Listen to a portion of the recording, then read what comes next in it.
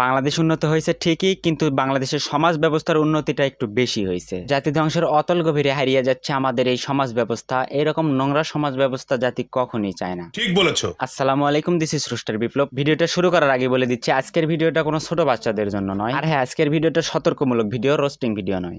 ঠিক আছে। নারী হচ্ছে কারো মা, কারো বোন, কারো মেয়ে, কারো আবার স্ত্রী। ঠিক এই বিষয়টাই আমাদের ছেলেদেরও কিন্তু মানাটা অনেক জরুরি, কিন্তু কই।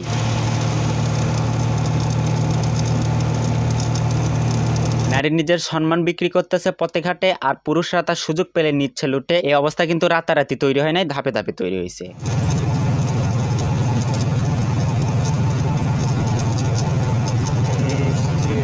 বর্তমানে পাবলিক প্লেসে এই অশ্লীল পরিস্থিতি তৈরি কেমনে হচ্ছে, কাদের জন্য তৈরি হচ্ছে, যাদের জন্য তৈরি হচ্ছে, সেই সব সিঙ্গাররা তো মানুষেরই বাচ্চা নয়। পাবলিক প্লেসকে এরা পাবলিক প্লেস নয়, নিজেদের ঘর মনে করতেছে। কিন্তু এই সাহসেরা কোথা থেকে পাচ্ছে? পাবলিক প্লেসে নোংরামি করতেছে, এই সাহসেরা কোথায় পাচ্ছে? কিছু সংখ্যাদের জন্য পাচ্ছে, যাদের জন্য সাধারণ জনগণও এদেরকে কিছু বলার সাহস পাইতেছে না।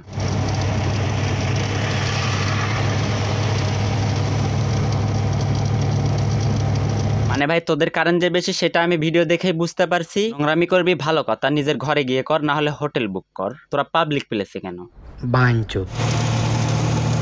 মানে ভাই, এদের কি একবারও মনে হয় না যে এটা পাবলিক প্লেস, নাকি সবকিছু ভুলে গেছে?